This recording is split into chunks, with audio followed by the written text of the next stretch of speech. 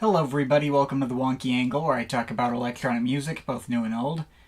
And today, it's time for Some Stuff I Missed, in which I go down some stuff I missed. Not all the stuff I missed, but some of it. Alright, here we go with the second roundup of the year for the second quarter. I don't really have a unique intro since I've pretty much just gotten into a predictable rhythm with making these, but yeah, I got another 30 releases on the docket. Once again, plenty of random Bandcamp diving, though I think there's a bit more recognizable and mainstream adjacent names here than usual. But I think we know the general deal by now. As always, don't feel like you need to watch all of this in one sitting if you don't want to, even if I do always try to keep these as consistently entertaining and well varied enough so that way people can digest the whole video at once if they so feel like it. If nothing else, I hope you may click around and check out some of the names you don't recognize in case you end up finding some hidden gem. There's lots of good stuff to go through. Also, if you want to know my favorite and least favorite tracks, there's the usual paste bin document linked in the description. You know the deal, let's just get into it. Starting off with James Holden, imagine this is a high-dimensional space of all possibilities. Okay, let's start things off with a name that I've gotten a lot of requests to talk about over the years. James Holden is a UK IDM adjacent producer who's been at it for a couple of decades, although he doesn't release studio albums very often. This is only his fourth, even if he has kept busy in between with the occasional collab or EP or soundtrack. But anytime he does release an album, you can bet he's gonna get a ton of acclaim and attention for it. And the three previous records he has put out were all quite different, starting out with The Idiots Are Winning in 2006, which was a bit of a minimal but glitchy and high-detail micro-house kind of project that had a lot of interesting and creative ideas. Then The Inheritors in 2013 significantly increased in scope and ambition, shifting to a similar sound made primarily out of stripped-back modular synth instrumentation. Also, it was markedly more tedious and dragging a listen and a clear step down from the debut, but whatever, still generally cool. Though he did bounce back by really doubling down on the jazz direction with The Animal Spirits in 2017, assembling an entire ensemble of live guest musicians to join him and ending up with a fair stronger and more tuneful listen. I'm not sure whether that or his debut was my favorite. But this latest project kind of continues in that more tuneful and melodic direction, perhaps with not as much live band instrumentation, but there's still a little bit of that here too. It's a very pretty listen, as you'd expect, with lots of open-ended and free-flowing structures, showing his densely layered, harsher analog synth excursions going up next to more occasional, other varied instrumentation.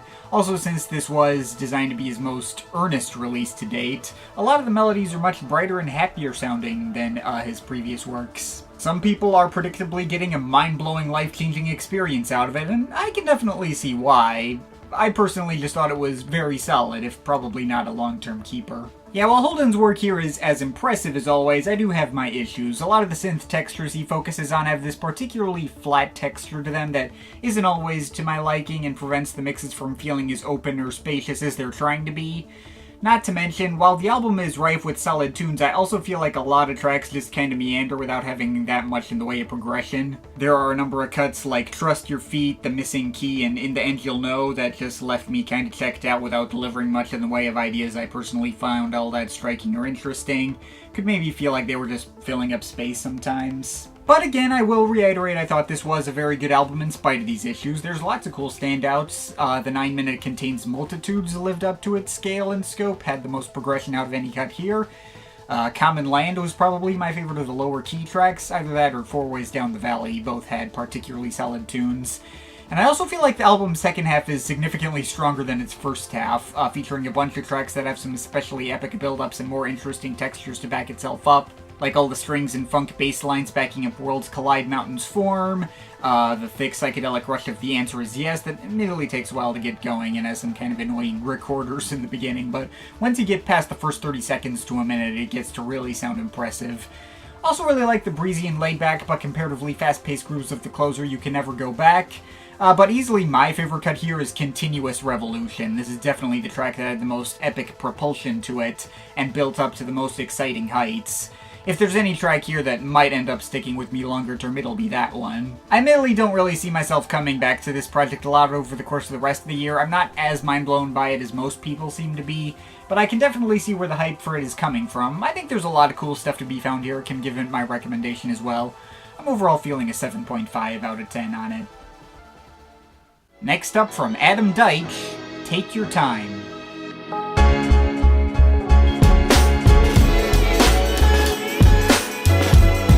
the topic of electronic projects combined with jazz elements, we got a new solo album from Deitch here. You may know him for being part of Pretty Lights live band or the drummer for the band Lettuce, but I primarily know for being one half of the criminally underrated electro-hip-hop duo Break Science alongside Born Lee. This project is admittedly a clear offshoot of the kind of material he was working on in Break Science, right down to one track, Ever Present Feeling, sampling one of my favorite old Break Science tracks, Breath of Space, flipping Sonia Kitchell's vocals from that track and using her voice as like a more traditional sample, which is kinda cool. The ideas going into the album can admittedly run together a bit and not be easy to tell apart from each other. I wouldn't really have much to say if I tried to break it down track by track, since a lot of the tracks sound pretty similar.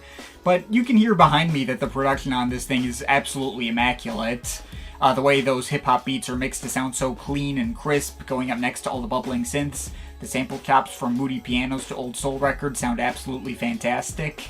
It may be a fairly low-stakes and laid-back project on the whole, but pretty much all these tracks do have a sufficient amount of emotion put into them to still do it for me. I did admittedly probably get a bit more out of the Break Science EP that came out earlier this year I covered in the previous roundup, if only because that had a few more creative ideas going into it and was a bit more of an interesting change of pace compared to this project, which kind of feels like a less defined side venture in comparison, but it is a really good sounding side venture if that. Overall, it's a nice listen, worth hearing if you're interested. Feeling a strong, solid 7 out of 10 on it. Next up, from Nathan Fake, Crystal Vision.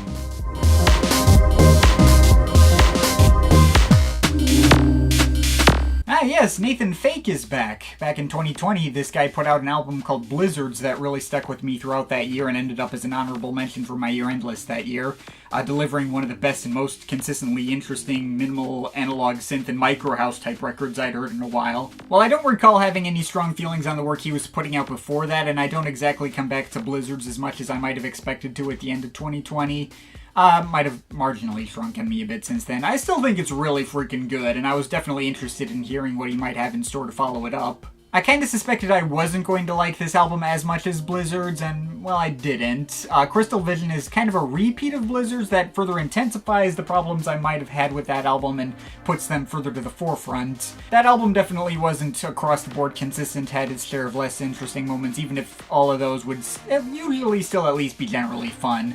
This album is even more of a mixed bag, with several tracks that I'm left without any strong feelings on and didn't really give me enough to latch onto. Tracks like Vimana, The Grass, or even disappointingly the collab with Clark at the end, Outsider, don't really have a lot of texture or progression to them and just kind of sit in the background. They loop through arrangements that end up a bit too overly simplistic and leave me more checked out. The Grass is the best of those thanks to the inclusion of vocals, from Wizard Apprentice providing an actual hook, but she carries the track on her own, and she's not exactly giving the most expressive of performances here. The comparative weakness of the album's opening stretch and its closer are big marks against it as a whole. But this album is also pretty conflicting for me, because even if there's all these lower points that didn't really pull me in, there's also lots of big high points too, many of which hit even greater heights than the best cuts from his last album. Tracks like Bosscore or Bibled, which take equal simplistic house or classic breakbeat arrangements as a foundation, but build on a lot more interesting progressions over time and get a lot more epic and propulsive as they go along. The title track, which takes all these marching abstract drum loops and wiry synth basses and even more sonically interesting foundation to build more ideas upon. Or Amen 96, which starts out with lots of moody and sluggish melodic lines that almost seem to set up a nocturnal trip-hop kind of atmosphere, but as the title sort of hints, it gradually but completely transforms into a crazy drum and bass rager by the end. Even a cut like CMD, which almost functions as an interlude, is really cool, twisting the shape of its chilling minimal synth melodies and swerving around a decent bit over its 3 minutes. And there's also Hawk, which happens to have more viscerally heavy beat work than any other track that came before it, alongside a decently catchy loop of melodic pads. That one did take a few listens to grow on me and still isn't as big a favorite as some of these others since it can get a bit repetitive in its own right, but it does go pretty hard. I do wish I enjoyed all parts of this project more equally and didn't feel so lopsided with such a pronounced gap between my interests in the best and worst tracks. Blizzards may not be the most consistent of offerings itself, but it still beats this out for being more consistent and cohesively structured. Also, while front-loaded and back-loaded projects can be frustrating, albums like this one, which load all their quality in the middle with a weak start and finish, tend to be even more frustrating. Still, the best moments of this project are some of the best material I've ever heard from Nathan Fake ever. Several tracks which reach a level of genuine greatness that nothing from the two albums I've talked about earlier in this roundup have. And I think that all translates to me still giving this a recommendation and just barely getting away with a 7.7 out of 10. Next up from JQ, a plastic bag filled with water.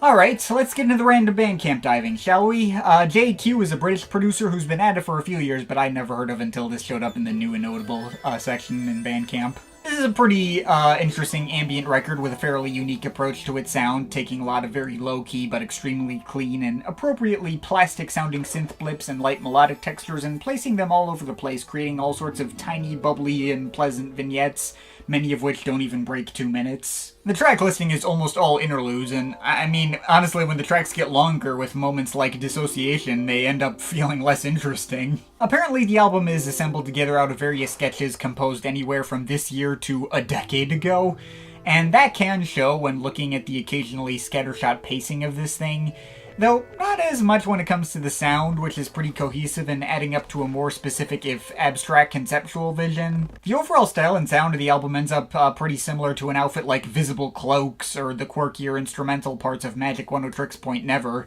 but its uses of occasional chopped-up samples seem to show the artist being a bit more online, and going out of his way to give the album a goofier edge. For example, the track Pretending Not to Care features snippets from a YouTuber sponsorship ad being quickly skipped over. The track Safety Demonstration samples a safety briefing from a plane about to take off, and most obviously the second track, Makeup Tutorial, features lots of bright synth melodies and MIDI pianos going up next to a collage of various YouTubers introducing their videos with "Hey guys!"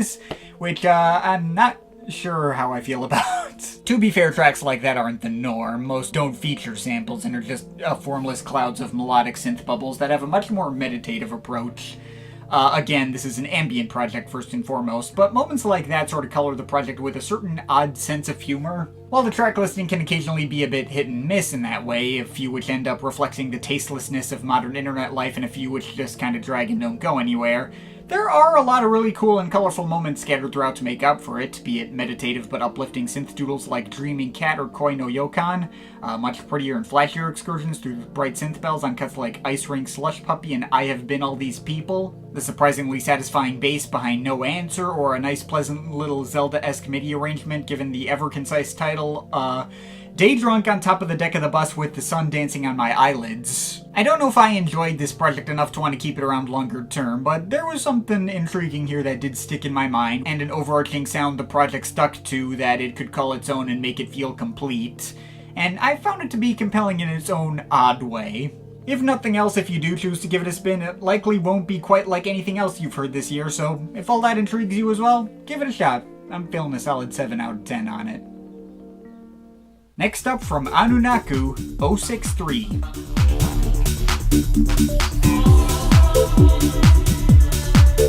Okay, next up here's a double EP from an artist I'd never previously heard about, apparently a side alias for the British producer TSVI. Found this one in the new music section of iTunes and thought the album cover looked cool. It has been getting a decent amount of attention already thanks to having been released on the AD93 label, on which artists like Biosphere, Avalon Emerson, or Overmono have released, as well as that Sky H1 project I covered in the Volume 8 roundup. But yeah, this is a really straightforward but spacious melodic techno record that gives me very little to actually say or break down, but is really freaking good. A lot of these tracks may have minor twists to them, like samples of Gregorian chanting on cuts like Andromeda or Boreale, or the opera singer on Celeste that vaguely resembles the one Orbital sampled on Belfast, and stuff like that definitely adds to the spacey and otherworldly effect the whole project carries. But more than anything, the techno grooves are really satisfying and propulsive and bang especially hard across the board. The melodies, while understated, are particularly soaring and have this particular laid-back and liquid quality to them. The whole project is produced gorgeously. Maybe might have me wishing that wasn't basically the full extent of what I have to say. The sound and style of this project could theoretically be developed even further and gone even deeper than it already was, but I still had enough fun with this where I don't care that much. The 40-minute experience you get out of it still feels like a complete enough whole, and there's just barely enough variety between the 6 tracks for it to not run together, so I think all that leads to me just letting this get away with a solid 8 out of 10. Check it out. Next up from Prairiewolf, Prairiewolf.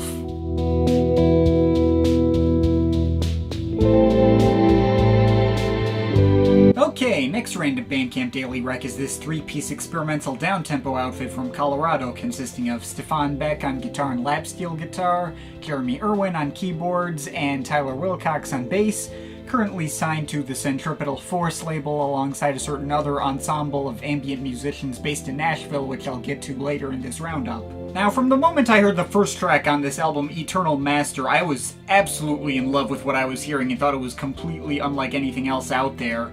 An interesting mix of loungy, jazz, country, and western elements and 70s synth pioneer-influenced ambience, featuring lots of really open and spacious steel guitars and extraordinarily pretty electric Rhodes pianos going up next to primitive drum machines of the type you'd hear on early Kraftwerk records. Deep bass lines that remind me of the band Air, and even plenty of Mellotron for a bit of 60s psychedelic moody blues type influence. It was such a one-of-a-kind blend of influences and came together in such a compelling way that totally floored me and convinced me to immediately purchase the album all on its own.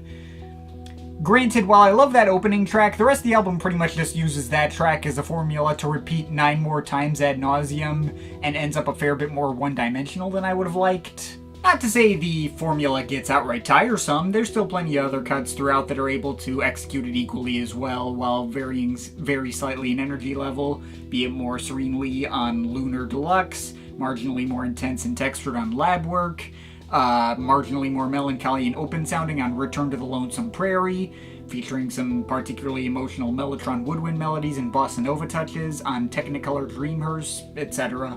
But it's basically an album that had one single great idea and ran with it. The kind of debut record that feels more like a rough proof of concept for the band and has me itching for a possible follow-up later down the line that might build upon this sound and get more adventurous. But still, in spite of the near-complete lack of variety, the sound alone and super unique blend of influences were still more than able to consistently entertain me and hit such a specific sweet spot I didn't even really know I needed.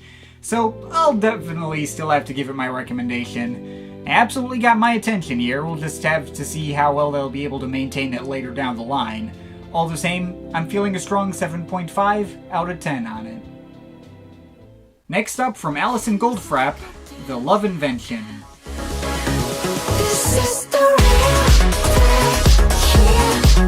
Now here's a pretty big name that may have taken me a surprisingly long time to get to. Alison Goldfrapp has been at it since the very dawn of the 2000s, working with keyboardist Will Gregory in the well-acclaimed synth-pop duo Goldfrapp. I know a couple of isolated tracks by the band, but admittedly I've yet to listen to a full album of theirs. Perhaps another day I'll catch myself up, though I didn't bother for this segment. But of course, I'm primarily familiar with her thanks to all the vocal performances she's contributed to all-time classic Orbital tracks, such as Are We Here and Nothing Left and Dwar Booter, among others. Also, more recently, she sang on a couple of Royksopp tracks for their Profound Mysteries trilogy last year and absolutely killed it. This project is technically her debut effort purely as a solo artist. When it got announced, I saw a number of people particularly interested in hearing my thoughts, and I was pretty intrigued as to what I might get here as well. And while the results are definitely plenty of fun, she's making her own atmospheric EDM new disco record that very much sits in line with the stuff she was doing with Royksopp last year. With that said, I did end up a fair bit more conflicted on this than I thought I was going to. On one hand, the instrumentals backing her up are absolutely immaculate. Tons of overbearingly huge walls of synth pads and rollicking bass arpeggios. The tracks that hit hard, like Digging Deeper Now and especially Fever, This Is the Real Thing, go so freaking hard they're like being run over by a dance music steamroller. And there's a bunch of more atmospheric cuts in the back end, like Subterfuge and Slow Flow, that sound exceptionally pretty and well layered. Also worth noting that she handles the majority of the production herself, aside from some mixing and mastering help from James Greenwood and Richard X, assembling her own instrumentals as well polished as the one Royksopp provided for her, which is pretty cool. And obviously we knew from her vocal performances with Royksopp that as far as her vocals go, she hasn't lost any bit of her chops that she had in the 90s. The one big issue with this project that holds it back for me is that her vocals on this album too often aren't given the chance to really soar in the way they should, because they have way too much compression on them. It's most notable on tracks like The Opener, Never Stop, or Hotel Suite 23, or especially The Beat Divine, when she tries to form a chorus with herself and the processing gets to be so much that it actively cuts into the tune she's trying to sing, reducing her typically airy and atmospheric tone into bordering on keening blocks of white noise. While the compression isn't on every track, and there's a few where she refreshingly tones it down, like So Hard, So Hot, It's there a lot. It's even present on a handful of the better tracks here, and I don't know why she chose to sound like that since it seems kind of at odds with her typical core appeal. I know her work in the band Goldfrapp had more of a raw electro-tinged edge to it on average, but even on the most aggressive cuts I've heard out of that band, she never, processed her voice like this, and she still fit perfectly fine. Maybe it's just my having heard it on Spotify ruining the experience in a special way yet again, I don't know, but this element pretty consistently got under my skin and made the listening experience a bit more of a mixed bag than I wanted it to be. Still, in spite of that one weird issue, I definitely had fun with the album. Its highest moments could still knock my socks off and get me to overlook their minor technical issues. And there are more hits than misses. If you're a fan of Alison Goldfrapp and somehow haven't heard it yet, that's absolutely still worth remedying. And I think I'll let it off with a 7.3 out of 10. Next up from Oval, Romantiq. Alright, Marcus Pop is back yet again. He's really started to become a mainstay of these roundups. You can pretty much always count on the guy to pull out some strange new idea and keep adventuring into new territory, whether that turns out to have good results or not. In the Volume 8 roundup, I covered his last project, Ovidono, and felt very conflicted on it, enjoying the much warmer approach to low-key piano and modern classical elements, starting to feel like there was more of a tangible emotional core to it than pretty much any other Oval album I'd heard up to that point. But the vibe was too often ruined by the incorporation of all these extremely ASMR-ish spoken vocals, whispers and little movements of the vocalists' tongues that may have been part of the selling point to the marketing, but for me did more to distract from the experience. Maybe had me wishing for a similar kind of project with those ASMR elements removed. And that does actually appear to be what we got with his latest project here. This album shows him taking a lot of simple piano performances with lots of synth and bell accompaniment, and even a tiny bit of clarinet and maybe some other very light ensemble backing. It actually vaguely reminds me of the last Pantadu Prince record in a few spots in that way. But also still constantly stuttering and glitching all of these sounds up, kind of in the style you'd expect from all number of earlier records he's put out over the years. In a lot of ways, this is exactly what I wanted after I heard his last record, allowing the emotional core of these pieces to show through in a very straightforward way, even through all the glitches and edits. This album is one of the single easiest listens he's had in... No, you know what? It might just be the single most accessible listen he's put out, full stop. It's just very easy to like and get into with nothing all that off-putting or any weird out there choices to throw me off. And as much as I respect his constant adventurousness, a moment to strip away all the artifice like this is actually pretty dang refreshing. Granted, that's not to say I don't have my issues with this album as well, and while there's really only one criticism I have to note, it's a big one.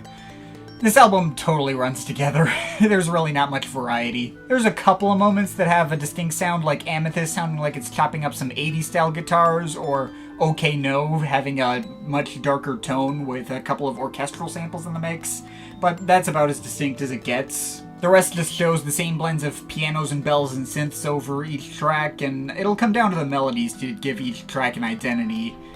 And I mean, the melodies are perfectly fine, though a lot of them do sound similar, and the more I listened to this project, the more I felt like there was only so deep I could go with this thing. Not to mention, as emotionally earnest as it is by Oval standards, it could still feel a little cold and distant to some degree. It's not trying to hit you with some big melodramatic gut punch as it is trying to reach some poignancy in a much more subtle and contemplative way.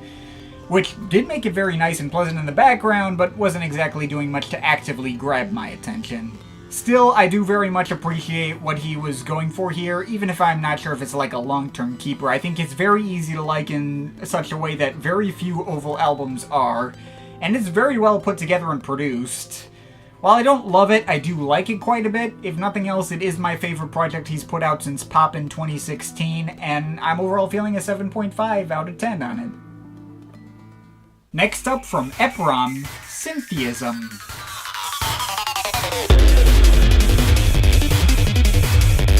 Yeah, insert this into the category of I'm just as surprised as you are that I actually gave this a chance. Eprom is an experimental bass artist who's been around for a solid decade and a half now. He put out 2 albums in 2012 and 2013 respectively, which I have not heard.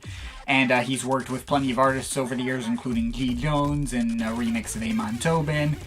Though perhaps unfortunately, the first time I heard about him was through his guest features on Flume's most well-acclaimed project Hi, This Is Flume back in 2019. For some, that'll be a great sign that he'll be worth looking into, but for me that may have had the exact opposite effect since I don't like Flume and don't typically go out of my way to hear stuff that sounds like him. Hi, This Is Flume may technically be my favorite project from that guy, but I still only think it's alright, and don't remember especially caring for the tracks Eprom contributed to. Still, I figured leaving it at that would be pretty closed-minded of me, and when I saw a decent amount of buzz around this project, I felt like I ought to give it a shot. And honestly, I'm glad I did. I actually thought this album was really good. There is definitely plenty of the Hudson Mohawk-y, wonky, and future-based stylings on this project that I went in expecting, although his particular take on these sounds is first of all markedly more palatable for me than someone like Flume just because of the mixing and mastering, which is way better polished than any of the unpleasant and blown out sounds you get from that guy. But that's only a small part of the equation, since this album actually takes on a lot more 90s rave and breakbeat and IDM influences. Big chunks of this album would have credibly passed as modern square pusher productions, like Eufabulum and Damagen Fury's era material, and that got me particularly excited. I'm not going to say I love everything on this album. The track What's Her Name particularly stuck out to me as very much not my thing. The mix of hyper-abrasive and dissonant walls of synths, distorted bass, and crashing and clanging trap percussion on that one was nothing but a blaring and overbearing migraine for me, though I think that's just another classic tale of that particular style not being my bag. I did also find the album kinda lost steam in its last third or so and hit me with a bunch of underwhelming wonky cuts like Rotoscope, Aerosoft Live Mix, or the closer Selena VCF, which were just kind of whatever. But there was a lot more to like out of this project than not. I'll admit a big chunk of that is the clear square pusher influence coming through on tracks like Untitled Emotional Acid or Trunk Acid. The mix of acid synths and drungle breakbeats on those two tracks are like a dead ringer for him. But it obviously goes beyond the inclusion of tracks that sound just like one of my favorite IDM legends. There are a couple of 90s rave and house influenced cuts given a bit of that wonky spin as seen on the excitingly blocky rave stabs and house beats on X-Fade Strategy, or the Process Diva samples going up next to lots more distorted bass and drum and bass workouts on The Circle, or the vocoder voices on Lose My Breath going over an old school IDM mix that has a bit more of an electro flavor to it. And there are other tracks which don't just feel like 90s throwbacks that still really did it for me in such a way where maybe I wouldn't have expected, be it the interestingly striking, technically beatless intro A New Home that had a lot of cool melodic interplay, the off-kilter opener Motion Blur which seemed to be consistently drastically speeding up and down its beat work at a steady rate, or Remorse which just smashes you over the head with tons of crazy percussion, both drum and bass and wonky influence, and just goes so freaking hard. And all that added up to an album that, if maybe a bit inconsistent, had me quite a bit more entertained than I went in expecting to be. Only time will tell whether or not I ended up keeping this project around longer term, but I can see this project really knocking certain people's socks off. Even the tracks I don't like, I can see other people getting into way more than I did. If you want an especially visceral and gritty take on these particular genres, make sure to give it a shot. I was very pleasantly surprised by this. I'm overall feeling a 7.7 out of 10 on it. Next up, from Fred Again and Brian Eno, Secret Life.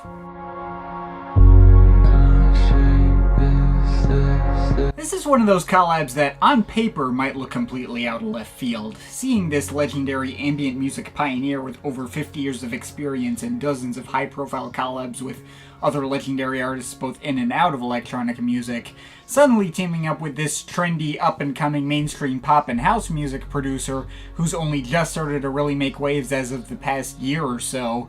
That sounds pretty nuts. Or at least it would if you didn't know that Eno was kind of the one to kickstart Fred Again's career in the first place. See, Eno was actually a direct mentor of sorts to Fred Again. They met each other thanks to, I think, being next-door neighbors, and Fred having joined an a cappella group that recorded in Eno's studio. Eno saw some talent in him and brought him on board to co-produce his collab albums with Carl Hyde in 2014, the first production credits Fred had to his name and the beginning of the series of so many big industry connections Fred Again seems to have amassed over the past few years. So now they've decided to bring things full circle and work together again, with Fred Again blowing up so much lately he's now a clear co-headlining artist.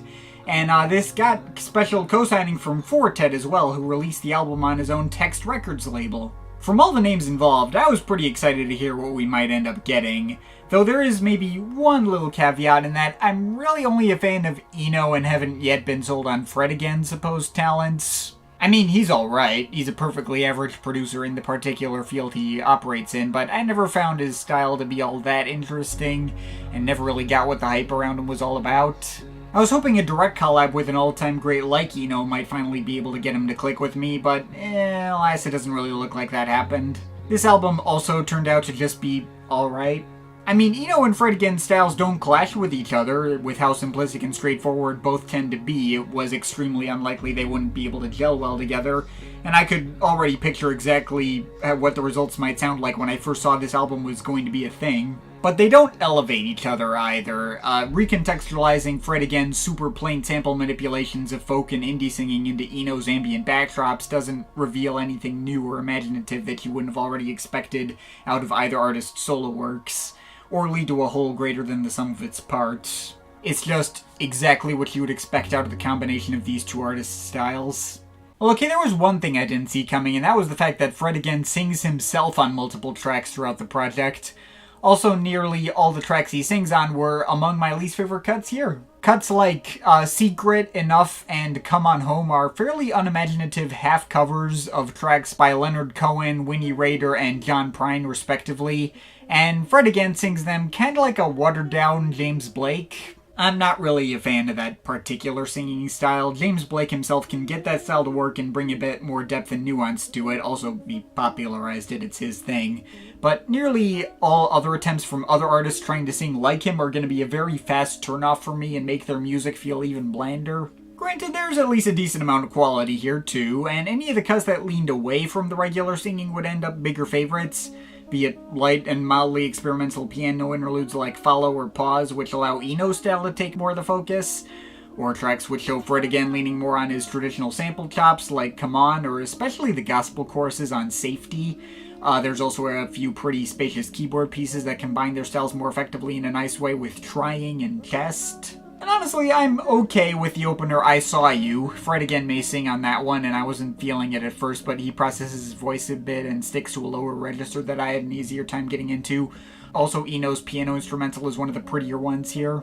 The album's hardly a dud. I can see it working better for other people, especially if you are more of a Fred Again fan. But for me, it only serves to reconfirm my ambivalence on him as a producer. I did enjoy it more than Fred's Actual Life 3 album that I covered in the Volume 10 roundup, but the way his and Eno's separate styles and approaches are combined in such an obvious way where it's extremely easy to identify who made what decision and who brought what to the table. It's fair to say that the majority of elements I enjoyed in this album were Eno's contributions, while Fred's were exactly as hit and miss as I found them to be before. The album's not bad at all, but it's not nearly as special as it could have been, and I'm overall feeling a 6.7 out of 10 on it. Next up from Ital Tech, Timeproof.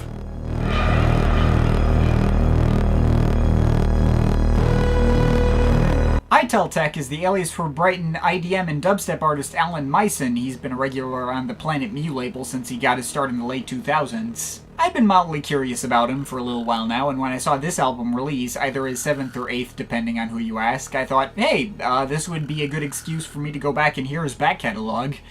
So he's ended up one of the winners of this volume's mini and brief segment sweepstakes. Here's my quick thoughts on his discography so far.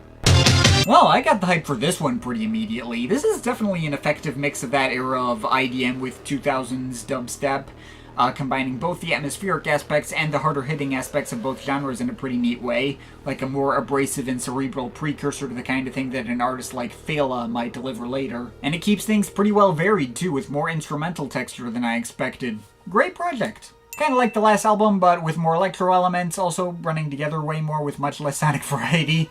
Still a good project in spite of that. It's got its moments, though it's clearly more of a transitional effort. This one takes some cues from footwork and juke, while also doubling down on the electro sounds of the previous record, cementing more of its own identity. Some moments feel a little trendy for 2012, including a few bombastic trap elements which come a little out of nowhere, but they honestly make for a kind of fun change of pace. And the melodies are as consistently on point as always. This is the album that isn't always considered an album. It's only 8 tracks at 25 minutes total, but what the hell, I listened to it as well.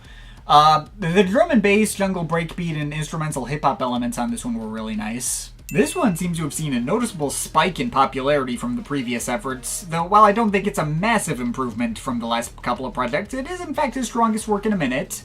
There's more of a tangible sense of darker seriousness and dramatic weight behind this one, as well as a few light modern classical elements, which are pretty cool. Continuing in a more ambient and cyberpunky soundtrack-like direction with this one, starting to remind me of artists like Andy Stott, Tomorrow's Harvest Era Boards of Canada, or especially the stuff Clark was doing around the same time, circa Death Peak, albeit again without his heavy beat work. Pretty much just a slightly shorter and less interesting repeat of the last album. The track Diamond Child is pretty gorgeous, though. Which brings us to here. Yeah, guy's got a pretty solid track record. Definitely has a couple of less interesting releases, but he's got an ear for melody and atmosphere, and while his debut is still probably my favorite of his projects, he's done a good job of continuing to evolve his sound and try new things over time, not letting himself be defined by one signature style or formula. As for where this latest album, Timeproof, ended up taking him, though, okay, this isn't a new evolution for him in any way. It's more stuff that sounds like his last two albums. And it's even more ambient-centric than those, so the arrangements are even more desolate and empty than they were before. And unfortunately, that translates to having interested me less as well. In fact, if I have to be brutally honest, out of the 8 Ital Tech releases I've heard, this is probably my least favorite of them. Now, that's not to say I got no enjoyment out of this, far from it. I still think it's pretty decent, and the baseline of quality for dystopian, cyberpunkian ambience is all there just as much as it has been on his last handful of releases. If you want more of the same brooding melodies and dramatic intensity that you got on projects like Bodied and Outland, you'll definitely get it. Heck, if you basically want an entire album that sounds kind of like the very end of Clark's Playground in a Lake, which was the best part of that album, by the way, Timeproof can deliver that as well. This album does certainly have its standouts. The 6-minute opener Phantom Pain is the clear highlight, most epic and multi-dimensional cut in the bunch. Also can give shoutouts to the chilling ambience of Cold Motion, the jittery propulsiveness of 0 Point, which makes for one of the more unique sounding cuts on display here, and the penultimate track, The Next Time You Die, which has among the strongest melodies delivered by these synths that sound vaguely like human voices. But that's about all I got. The remaining tracks, well, nice, and can maybe provide some decent retro-futurist groove or some desolate ambience that may still end up pleasing for many. Just feel a bit too interchangeable with any number of similar moments on his last 2 albums or other projects that might fall within this specific genre without having enough of a distinct identity to them to call their own. They may as well be polished up leftovers that weren't quite good enough to make other projects of his. I mean, hey, I may always enjoy me some retro synth material like this, and this album is certainly very competently made for what it is. If it were playing in the background of some Blade Runner themed video game, it'd fit perfectly and I'd fuck with it in that context. But I've also heard absolutely no shortage of other material that scratches a similar itch and takes it to a much more attention-grabbing level. This, unfortunately, just didn't stand out to me that much, and this guy's proven to be capable of delivering better in this exact vein. Ital Tech has plenty of material worth looking into, but I wouldn't start here. It's probably only essential to his diehard fans, and I'm overall feeling a 6.5 out of 10 on it. Next up from Leaving Laurel, When the Quiet Comes.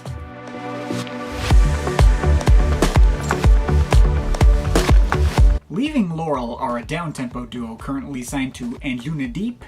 Originally, the duo consisted of Gordon Huntley and Pierce Fulton, the latter who I had first heard about thanks to Landon remixes, including his 2017 Better Places album when we put together our joint list of 50 essential electronic albums of the 2010s a few years ago. Fulton unfortunately passed away in 2021 at the far too young age of 28 after a struggle with mental illness. Guy was around my age. That still kind of freaks me out. But right before his passing, he and Huntley finished a self-titled collaborative album together as Leaving Laurel, releasing just after Fulton was gone without him getting the chance to see the acclaim it immediately got. Now, I'll be honest, despite knowing of Fulton's passing, I had no idea Leaving Laurel was a thing until I found this follow-up project showing up in a Bandcamp daily and just thinking it sounded nice after previewing through it without looking up their backstory. When the Quiet Comes features no contributions from Pierce Fulton. It instead shows Gordon Huntley deciding to continue the project in his memory based on a rough idea the two of them had together, now working in collaboration with Pierce's brother Griff Fulton instead. And okay, look, There are technically aspects of this album that I could be nitpicking about and might get in the way more on the less obviously emotionally charged project. I mean, for one thing, I barely have anything to say or break down about it from like a sonic perspective. It's a deep house adjacent downtempo project building breezy, danceable grooves around very simple and strip-packed piano performances that does fit pretty much exactly what you might expect out of a release from this particular label. Also, when I say breezy, I do mean that in a more literal sense, since every track has faint white noise and ambient pads running through it that very much evoke the sound of wind blowing. It's a nice formula, but there's nothing else to it beyond that. Nearly all the tracks just stick to that formula with very little variety.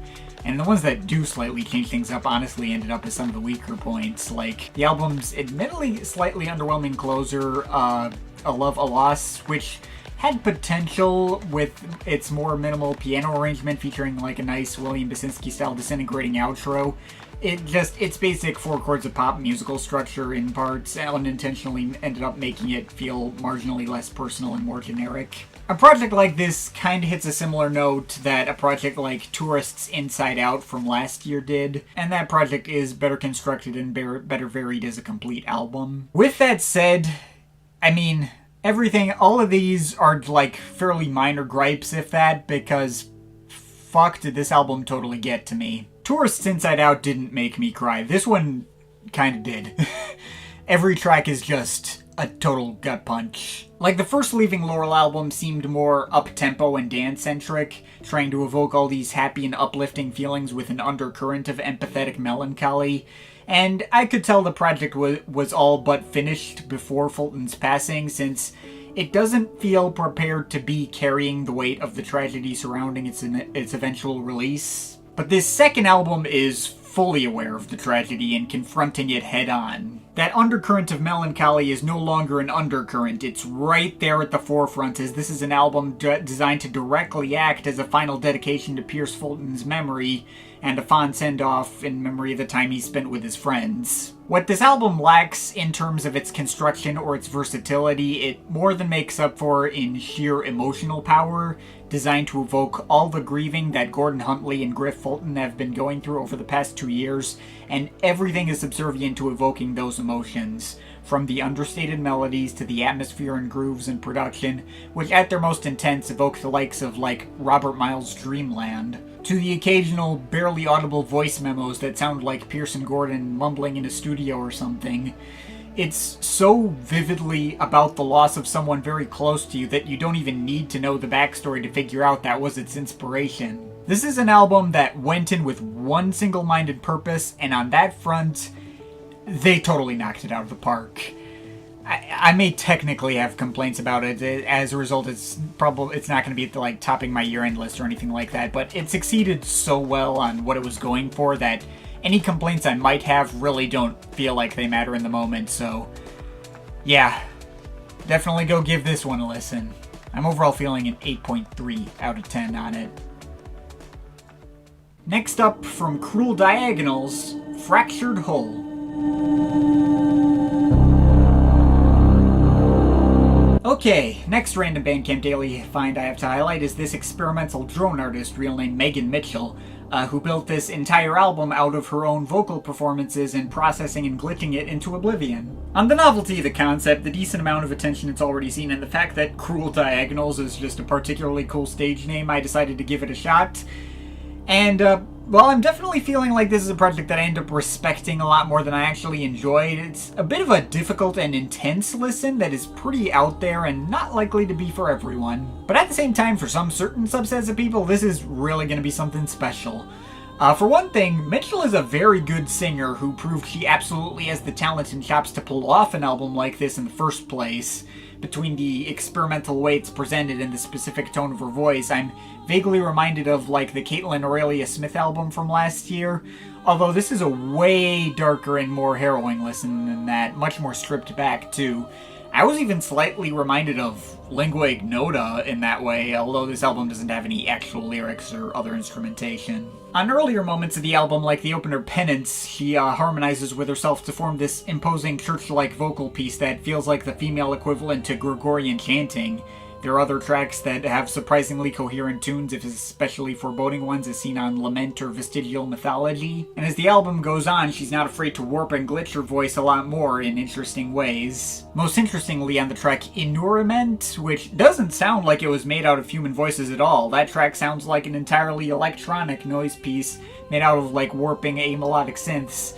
That's really cool. And on the closer, Decimated Whole, she kinda pulls an Audiker Lentic Catacresis type move, starting out the track with some of the regular darker vocal harmonizing, adding more and more processing and glitching as the track goes on until eventually all the sound is completely, well, decimated into an incoherent blob of fuzzy noise at the very end. I will say my attention to this album trailed off after the track Reconciliation. I kinda ended up losing interest in the mix she was exploring by the end. Also, with how intense and mood-specific a listen it can be, I honestly doubt I'm going to come back to this one after putting this video up, but can I recommend it to people? Absolutely. It feels like it could be like the alternate universe version of, say, Holly Herndon's Proto, if it had nothing to do with AI, was actually fully formed and fleshed out as an album and really leaned into something much more emotional and humanistic, but also often quite frightening. Once again, not a listen quite like anything else out there. If it sounds intriguing to you, make sure to give it a shot. I'm feeling a solid 7 out of 10 on it. Next up from Overmono, Good Lies.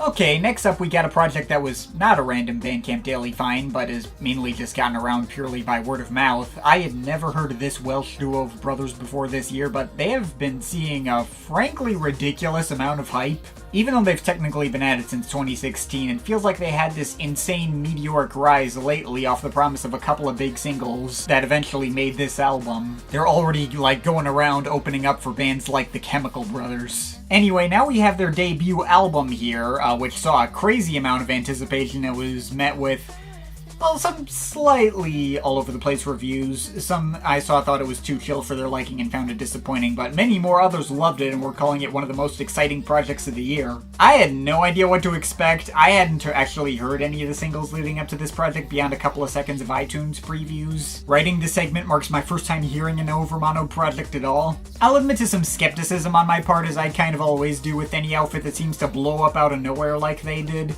Their abrupt rise was giving me similar vibes to those of outfits like Bicep and Fred Again, happening to be well connected behind the scenes and delivering music that could appeal to a wide audience within the particular circles I operate in, but maybe I wouldn't end up thinking was as interesting as everyone else. Though after hearing Good Lies for myself, well, I did think it was a slight bit of a mixed bag as a complete whole, and I don't agree with any of the promo that says these guys are somehow groundbreaking or original. Yeah, no. They're sticking to some fairly standard genre formulas inspired by artists like Burial and giving it more of a commercial twist. Fred Again turned out to be a fitting comparison in that way as well, since they sound pretty similar, although these guys don't have big-name pop singer features to provide them with sample sources. But for once, I feel like I actually understood the hype on this one. The best moments on this album did turn out to be just as fun as everyone said they were. And there's more visceral high points than I expected. I didn't think it was going to be a great album, and it wasn't, but it was a solid one. There are definitely a couple of tracks here which didn't do it for me, like on Walk Through Water, where the general formula of garage beats and pitched up moaning soul samples would start to feel like it was getting a little stale and too low energy. Or Cold Blooded, which had a weird, slight commercial reggaeton-ish slant to it that I wasn't really a fan of. But there are actually more hits here than misses. The big singles that everyone's been talking about are Is You and So You Know, and those are both really good. They have plenty of rollicking energy and deep bass, the samples are pretty energetic, and the latter of those cuts does have that big bass drop at the end, which lived up to the hype. But a lot of the rest of this album was able to maintain the same level of quality as those cuts, to the point where the big hits were not necessarily blatantly obvious single choices in context. I think my actual favorite stretch was the first 3 cuts right at the beginning, with Feelings Plain delivering a lot of mainstream poppy but strikingly well-layered vocal harmonies, Arla Fern going for like a straight 2000s dubstep approach with its pitch down samples paying off to minimal but deep bass drops, and Finally, the title track being easily the brightest and happiest sounding track in the bunch with a fantastic hook. That one's gotta be my favorite cut out of all of these. There's also the shuffling and marching percussion and tunneling ambience of Skuld, the radio-friendly Kalon, which mixes its moaning samples with some pretty solid deep house-ish grooves, the nearly entirely ambient, not really interlude Vermonli, which added up to some decently emotional effect as its synth pads slowly wash over each other, or the closer Calling Out, which had some very low-mixed, pitched-down rapper samples in the background of its mixes of its garage beats and big but slightly unstable trance synth plucks. The whole thing is just an all-around fun listen. It's again not anything that's gonna change the game. The current trends of dance music were already very much moving in a direction where their particular brand of slightly moody club bangers could thrive.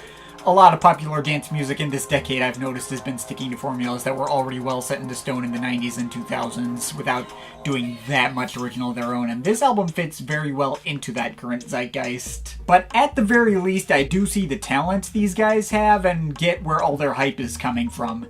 They are very good at what they do, and I can definitely respect what they gave us here. I'm overall feeling a 7.5 out of 10 on it. Next up, from Subtract, The Rat Road. It's never enough to just be who we are. Wow, this wasn't a name I was expecting to see again. Subtract, aka Aaron Jerome, is a producer that got a lot of buzz right around the beginning of the 2010s. He really broke out with his self-titled project in 2011 that featured a lot of raw but smooth buzzing synths adding up to dubstep and UK garage adjacent bangers that also had a lot of guest vocal appearances from Sampha and Jesse Ware, who would go on to have a lot more hype in their own right. In retrospect, it's the kind of project that could have made perfect sense coming out right now.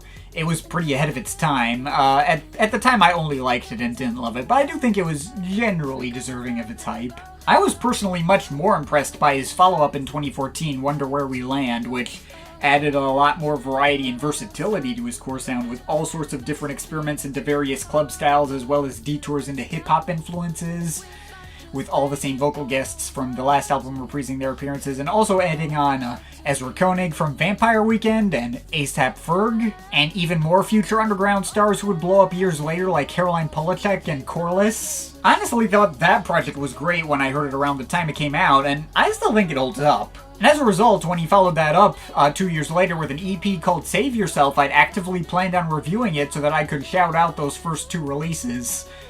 Alas, that EP turned out to disappointingly not be that interesting and not give me enough to say or enjoy for me to want to highlight it in a video. I made a tweet announcing this fact, which I'd completely forgotten about, but I was reminded of its existence when I found out Subtract actually blocked me on Twitter as a result of it. I didn't tag the guy. He's just a super dedicated name searcher, apparently. Isn't that a great sign? Anyway, we hadn't heard hide nor hair of the guy since. He'd all but disappeared for a few years, until earlier this year when he started dropping singles again leading up to this long-awaited third album, which hasn't seen nearly as much buzz as the first two did. And what buzz I have seen hasn't been astoundingly positive. All of that was definitely worrying and left my expectations a bit on the lower side, but I was marginally curious to see what we might get here anyway, so I gave it a spin. And honestly, I thought it was pretty good. It's definitely not incredible or anything. It's probably less good than his first two albums, but it's at least within the same ballpark. As far as melodic electro and hip-hop crossover projects, there's a lot to enjoy here. There are certainly valid reasons to not get into this. For one thing, it's not an especially cohesive project. The track listing does have 22 tracks, and the vast majority of them are shorter interlude-type cuts that don't break 3 minutes, including a lot of the core tracks. And they don't really flow together or try to come together as a cohesive piece. And while some of that was also true for Wonder Where We Land, it's also less varied or imaginative than that album was. The listening experience is roughly as subtle as its all-caps title formatting would lead you to believe. The production is more overblown on average than his first two albums were, and it can be a bit hit and miss. There are plenty of tracks that didn't leave any impression, a bunch of interludes that didn't really add anything like the Creepin' interlude or the Saya interlude among many others, and I really did not like either of the tracks with Tizo Touchdown at all, especially the album's sort of opener Waiting, where the guy's voice is really annoying and his saying the word shit is literally bleeped out for whatever reason. Why? It's a bit of a laughable cut that at this early point in the album sounds like that's going to be a really bad sign. Though for as many weak spots are scattered throughout this thing, there were a lot more that hit on a deeper and more visceral level than I might have expected. That both goes for singles that you would probably already expect to be standouts, like the closer with Little Dragon, or both of the tracks with Toro y Moi. Days Go By definitely has the strongest and catchiest tune out of any track here. Or LFO with Sampha and George Riley, that features expectedly strong vocal performances and goes as hard as you'd want it to. But that also goes for a bunch of the random interludes too. Like the especially lush orchestral intro Remnant, or the crazy jazz band breakdown on Go to Ground, or the explosions of synths around Anna of the North's vocoded vocals on Wasted. And there's a couple of tracks that are even great. There's one little 4-track stretch in the middle that makes the album worth checking out on its own, in my opinion. First, there's 2 instrumentals with You Love, which is this crazy old-school jungle drum and bass type cut with crashing breakbeats and soul samples, and Don't Let, which starts out as this super flashy, rusty Glass Swords type future bass mix with lots of glitches and bright melodies, but melts into understated ambience by the end. And it's followed by 2 absolute stunners of vocal tracks with extra soulful performances from Layla in No Intention and Forward. Awesome stuff. No Intention in particular is probably my favorite track here. Also really like the skittering experimental downtempo instrumental later, You Broke My Heart But I'ma Fix It. A lot of cool melodies behind that one too. The Rat Road as a complete whole might be a bit too all over the place to say it's an absolute must listen, but the high points on this one are some of the best tracks I've heard out of this guy to date. I didn't have super high expectations, but there's a lot more value here than I bargained for, and I think if you were a fan of Subtract before, this project is probably worth giving at least one listen. It's good. I'm overall feeling a 7.3 out of 10 on it. Next up from Nashville Ambient Ensemble, Light and Space.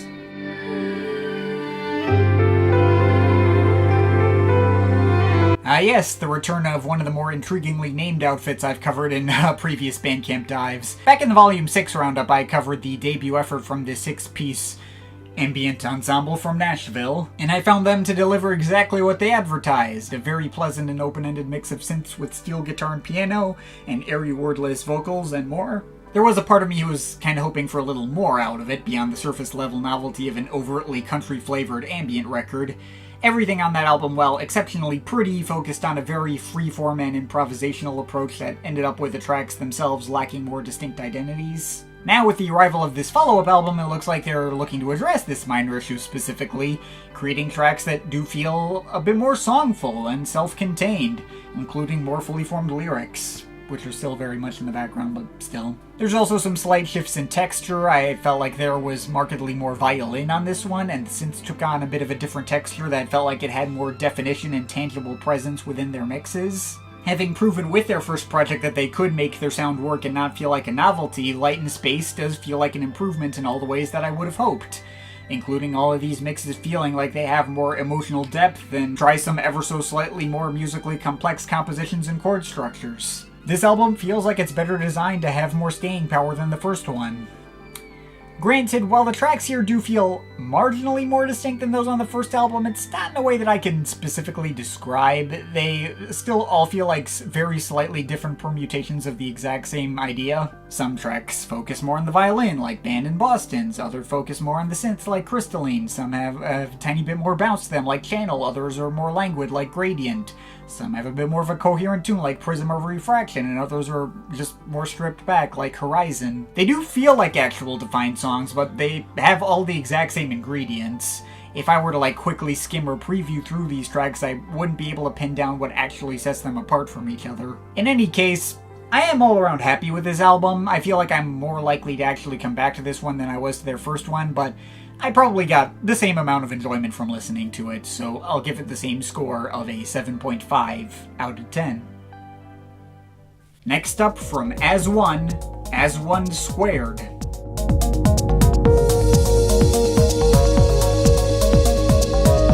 Okay, so next up on my random Bandcamp diving, AsOne is the primary recording alias for British techno producer Kirk DeGiorgio. He's been at it since the mid-90s. Truth be told, I just came across his name for the first time when I randomly came across this album after having automatically been added to the mailing list for the Detuned record label when I bought the last Luke Vibrat album on Bandcamp. This album showed up in my feed, I thought it had a really cool album cover. The last track was called Goodbye Mr. Schultz as a tribute to the late synth pioneer, and it just sounded like some cool propulsive ambient techno that I might be in the mood for. Then I looked up the guy and found out, oh, this is actually his 11th studio album to date, and he's actually really well respected with a really dedicated fan base, well known for his unique blend of Detroit techno combined with soul and jazz. That sounded like the kind of thing I should probably be more knowledgeable about. I should probably go back and listen to his other albums. The vast majority of his old albums aren't on streaming services, but there are a lot of them on Bandcamp, and the rest were at least on YouTube. So here's my thoughts on his discography so far, going as quick as I can here.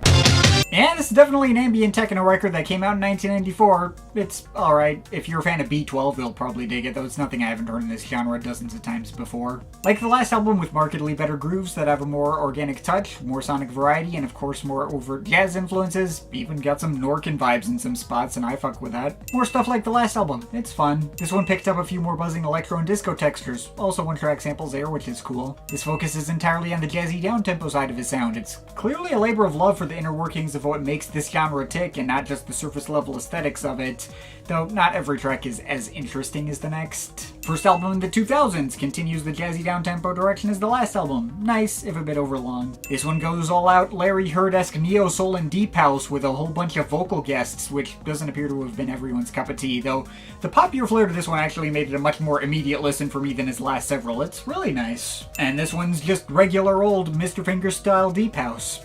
A little texturally plain, but plenty of heart put into it, and the last album did allow him to hone down his melodic instinct, so it's an improvement in that department too. Has nothing to do with the album it's supposedly a sequel to. This comes off more like a scattered collection of leftovers from other albums.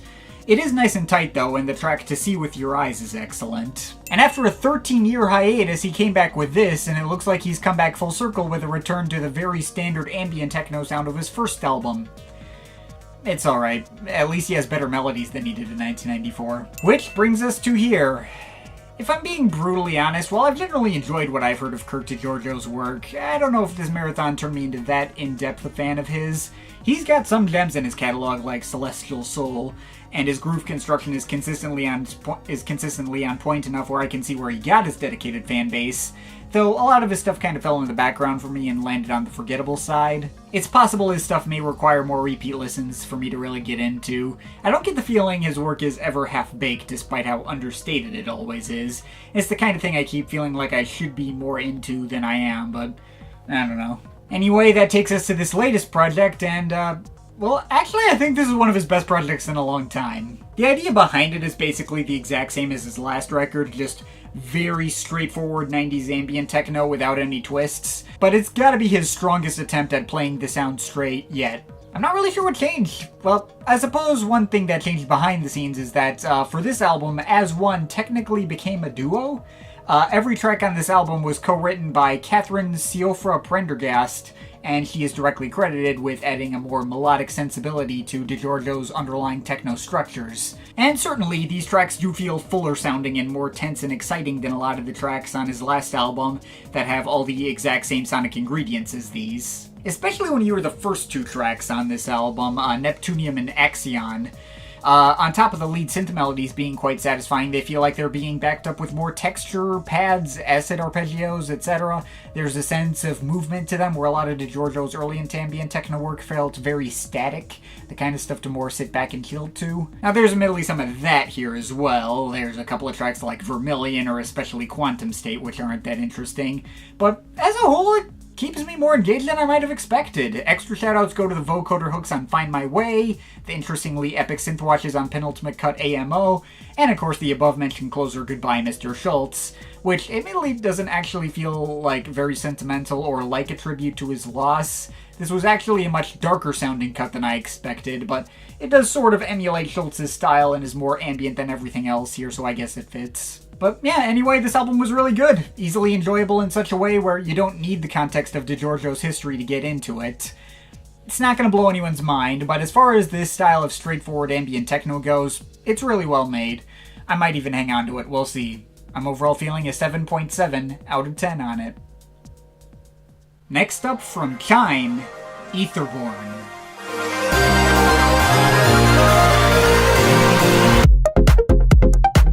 Alright, next up we got the usual random EDM recommendation. Chime, aka Harvey Thompson, is a melodic dubstep and color bass artist from England and the founder of the Rushdown Records label. I found out about this through the same place I usually find recs in this genre. Landon Remixes is friends with this artist and was posting about it. Though I had known about this guy for a minute now, I think the first time I listened to one of his tracks was that thing he did in collaboration with Flux Pavilion on that guy's last album, and it was easily the best track on that album. When I heard that Chime was releasing his debut album, I was definitely intrigued enough to hear what he might have in store here. And yeah, this is definitely an impressive effort to be sure. In one breath, it does stylistically kind of remind me of that last Flux Pavilion album in that it's pretty straightforward in terms of its melodic dubstep and rhythm and other more recent EDM styles. But the production and mastering on this one is astronomically better than Flux Pavilion's was, actually properly satisfying, getting all these melodies to really soar and the drops to hit really hard and feel really full sounding. All these mixes are well textured for what they are and to hit on the right emotions that this particular genre is meant to hit on, bridging the gap between artists like AU5 and Madion, I guess. This album just sounds really freaking good from start to finish. Granted, I don't know if it's the kind of thing that might be an easy sell for everyone because, well, as seems to be a little bit of a pattern with stuff in this roundup, there's not an absolute ton of variety. And also, this album is long. This album has 17 tracks and runs on for over 70 minutes.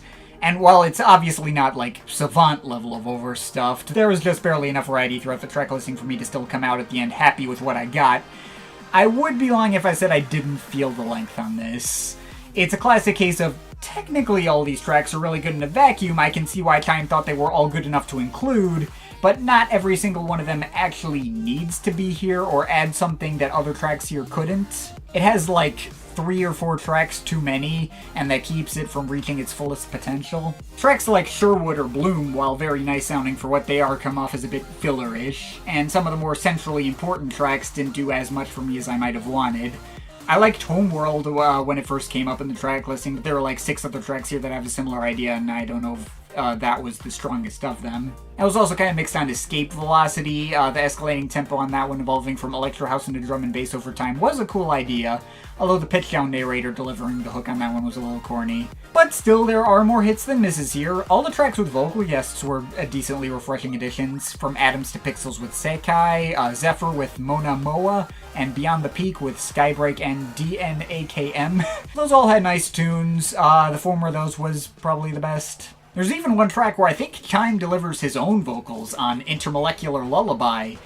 His vocals are alright, I guess. Though that track does become a particular standout anyway, because I really like all the more delicate and glitchy, high-detail, almost IDM-flavored synth work all around him. There's no other track here that sounds quite like it. Beyond that, in terms of the more straightforward melodic dubstep cuts in the usual Chime style, I think my favorite cuts here were Subterrane and Cloud Factory. Those hit pretty hard, and the latter adds in some orchestral touches, which are really cool. There's a really strong Matzo-esque electro house type cut in Bittersweet Butterflies that is more easily danceable than pretty much anything else on the album. Might be my favorite track here. There's more drum and bass like on Chrysalism that really rockets off in a satisfying way while also feeling refreshingly more understated than other cuts.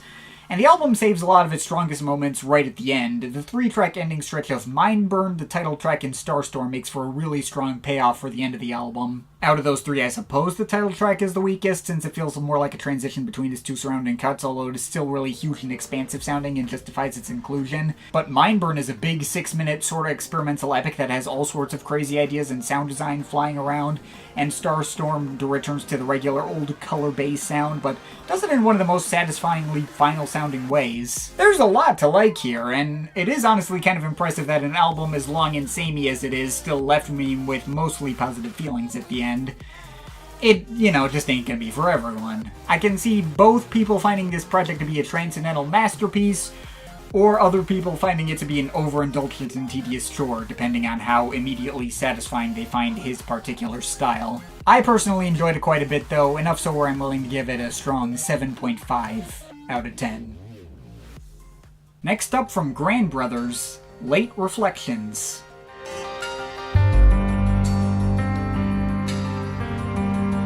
Okay, next up we got this German experimental classical ambient duo consisting of pianist Errol Sarp and electronic engineer Lucas Vogel, known for making compositions out of piano and electronic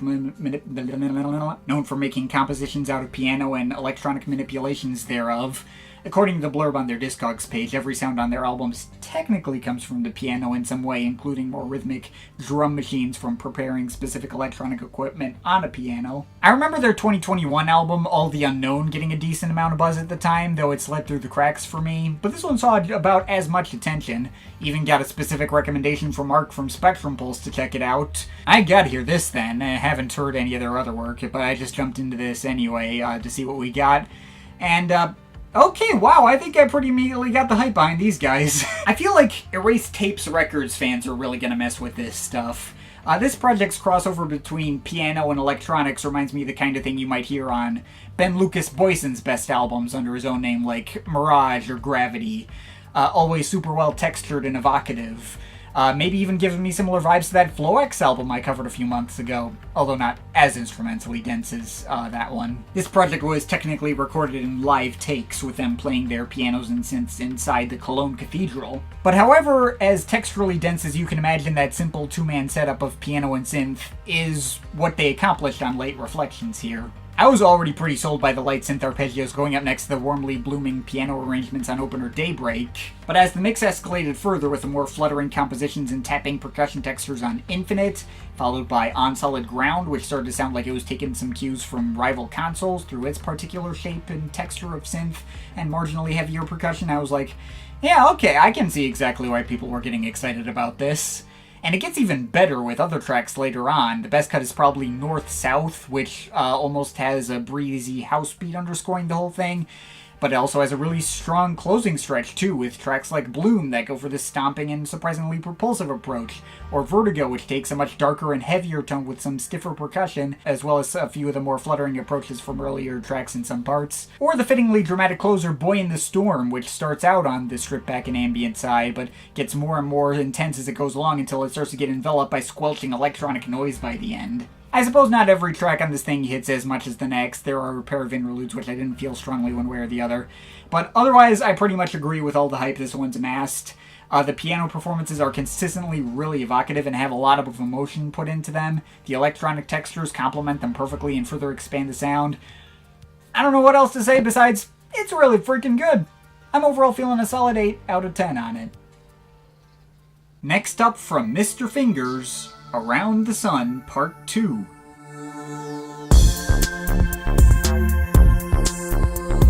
Oh yeah, and the legend Larry Heard is back again. In the Volume 9 roundup, I covered his Around the Sun Part 1 album, and thought it was a decent enough collection of him doing all the usual deep house and downtempo formulas he does best, if a bit of an inconsistent mixed bag. Now we have that album sequel, and, well, the good news is that Part 2 is a noticeable improvement from the first volume across the board. It is once again a healthy mix of both his usual jazzy downtempo and his usual deep house formulas. Well, all of it is pretty downtempo, leaning and chill, but unlike the first part where for every track that hit there would be another that wouldn't leave any impression, I did feel like every track on this one was at least pretty good at the worst. And the weakest might be Touch of Love, since Heard singing Touch Me With Love over and over is not the strongest of hooks. But all of this feels very warm and well-textured enough to sink myself into. The first half of the album focuses primarily on the loungier side of Heard sound, and the best track surprise is probably the 10-minute opener We're Drowning, focusing on a jazzy downtempo mix as Heard croons about the climate crisis. Although it's not the best by a long shot, Tech Jazz delivers a similar mix of soothing electric pianos and sax solos, Country Roads gets a little weirder and quirkier with its odd dubby keyboard licks and warmer acoustic guitar plucking, and Rustling Leaves delivers a similar idea over a slower tempo beat and some much deeper and rounder bass lines. But the second half, which focuses more on his stripped-back deep house sound, surprisingly ended up where the strongest material here ended up more often. I only say surprisingly, since the house stuff on Around the Sun Part 1 was often the worst parts of that album. Here, the house cuts are nice and flavorful, be it on the robotic but refreshing beat work on The Icy Air of Night, the slower and more meditative synth arpeggios watching over Invisible, which did have some garbled pitch-down spoken snippets from Heard which I wasn't crazy about. or the straight-ahead classic acid house of Force Field that features some very nice piano accompaniment, or the closer, Super Cool, which takes a clattering mix of 80s electro beats and 808s and plays some jazzy keyboards on top. Even features some surprisingly nice electric guitar solos as well. Is this album so great where I see myself keeping it around longer term? I don't know. It's nothing I wouldn't already expect from Herd or that he hasn't already done plenty of times before, and it's not astonishingly above average for what he's already known to deliver. But if that most laid-back, down-tempo-centric side of his sound has ever tickled you in the past, this is yet another very solid collection of it. And I'm overall feeling a 7.3 out of 10 on it.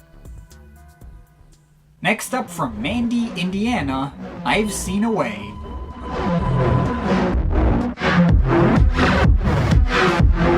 Alright, I guess for this one I decided to throw in something a little different. Mandy, Indiana is a 4-piece experimental noise band who combine elements of rock and electronic music. And they're not from Indiana, they're from Manchester, because of course. I feel like this project came right the hell out of nowhere with a whole bunch of hype. It debuted at #1 on the iTunes electronic charts. Not at all the kind of project I would ever expect to do that. It even saw enough attention for Fantano to cover it in a Why You Know review. I had never heard of this band before, and here they were racking up all the accolades for their debut album here, so I decided I ought to give it a shot. And with one listen, I was really starting to feel like maybe I'm the wrong person to be covering this. This is really not the kind of thing I typically listen to or really enjoy, but I decided to keep it in the roundup anyway for the sake of variety. I think this album might technically lean a little more towards the side of experimental rock, though it's a particularly out there and interestingly club-friendly blend, if that. A lot of tracks here focus on super intense and visceral live drumming with half-spoken vocals from frontwoman Valentine Caulfield, entirely in French, that get super intense in points. Though there are just barely enough electronic elements scattered throughout the project for this to still make sense falling within my format. The drum beats on tracks like Drag Crashed, Injury Detail, and others do take on a more dance-centric approach. That could easily make sense in like a warehouse rave kind of context. And there are synths present on most tracks, like the vocoders and intense bass lines on a track like The Driving Rain 18, or the filtered arpeggios and synthwave blares going up next to chopped up noise pad manipulations that sound like passing airplanes on a track like Two Stripe. There are even some tracks that more specifically focus on the electronic elements, be it the synthwavy opener, Love Theme 4K VHS, which frankly doesn't actually fit with anything else on the album or set you up for what you're about to hear in any capacity. Or near the back half we got tracks like Peach Fuzz, which has all this wobbling electronic noise going over some techno beats, or Crystal Aura Redux, which goes for an experimental ambient approach. There's lots of intriguing ideas, and it does sound absolutely hellish and going out of its way to be off-putting and out there.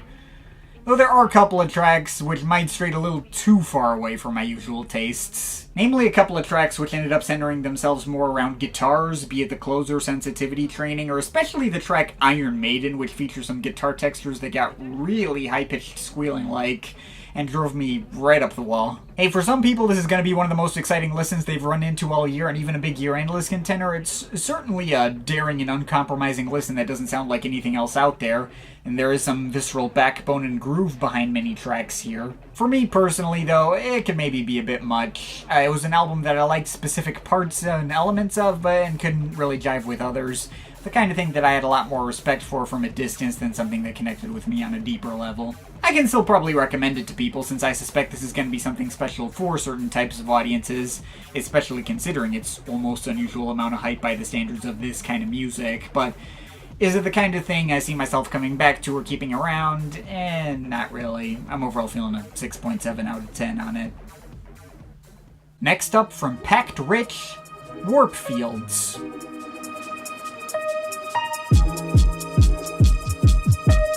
Alright, Packed Rich is a fairly new artist who's only been at it for a few years but has been seeing some rising success. Apparently got his start making instrumental hip-hop type material and eventually found a home on Ilion Tape of all labels, combining his straightforward instrumental hip-hop style with the ambient and breakbeat flares you'd expect from artists on that particular label. With this album technically marking his first full-on album for the label, though he did also release an Ilion beat tape a few years ago which was album length. I just picked this up after getting a notification on Bandcamp that it existed due to my being on the Ilion Tape mailing list, and just thought the album cover looked cool. Also, we just come off the heels of the previous album to be released on Ilion Tape, Andrea's Doin' Color, which is looking to be a likely year-end list contender. This isn't as good as Doing Color, but it was certainly a fun experience, and the combination of the instrumental hip-hop and 90s ambient drum and bass influences made for a pretty intriguing mix. You could get some mixes of spacey ambience on a track like Astral Glow, getting broken up by moody piano samples, bleeding directly into a track like Disembodied, which went for more of a broken beat kind of approach with all these bubbling synths and tapping jungle breakbeats. Tracks could range from meditative straight ambient interludes like Drifting, Transcending, or the closer Arrival/Will We Stay the Same, to more skittering breakbeat cuts like Crystallized or Fear, to occasionally pulling right back into the jazzier hip-hop sound with cuts like Release, Fluid State, or Black Lotus ending up really striking in that particular way. And all the sounds complement each other quite well. Maybe the production could occasionally stand to pop out a little more, or feel more spacious. Maybe some tracks were able to hit me more than others. It was kind of a background music-y listen, but hey, if the idea of a regular instrumental hip-hop producer signed to Ilian Tape and combining his soulful sample chops with the sonic signifiers of that label, or if you're in the mood for something kind of like Flying Lotus's more chill albums, if that interests you, check it out. I'm overall feeling a 7.5 out of 10 on it. Next up from LP Giobbi, I don't know, Light Places.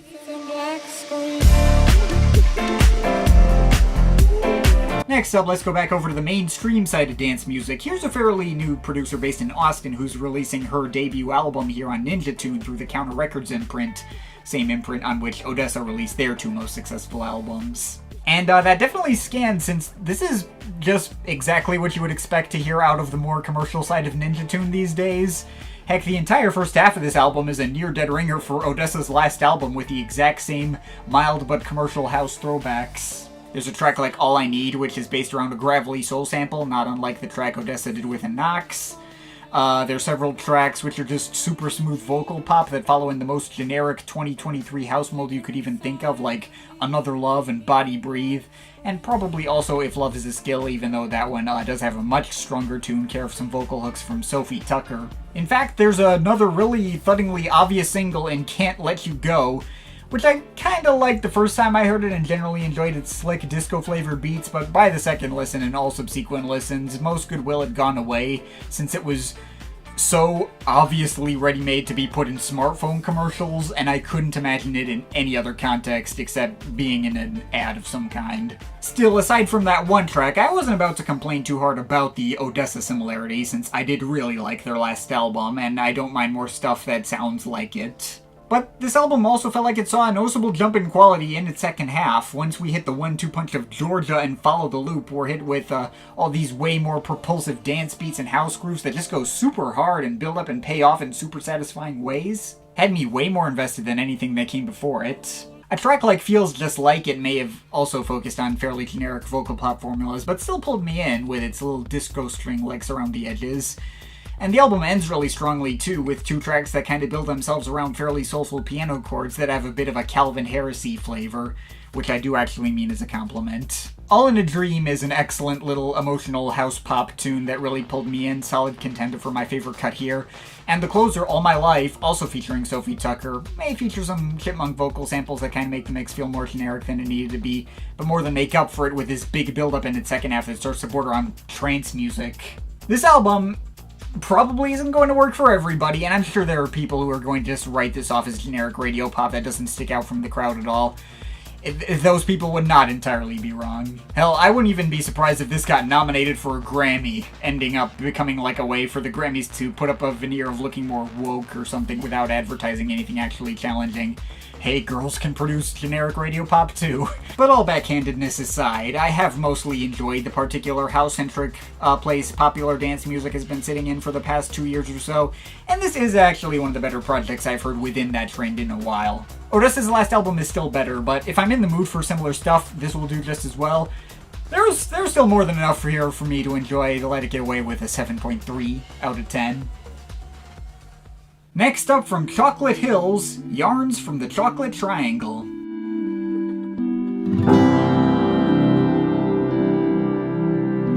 This was something I wasn't expecting. We got a comeback for Chocolate Hills, an offshoot side project of The Orb that shows Alex Patterson collaborating with Paul Conboy from Bomb the Bass and Metamono.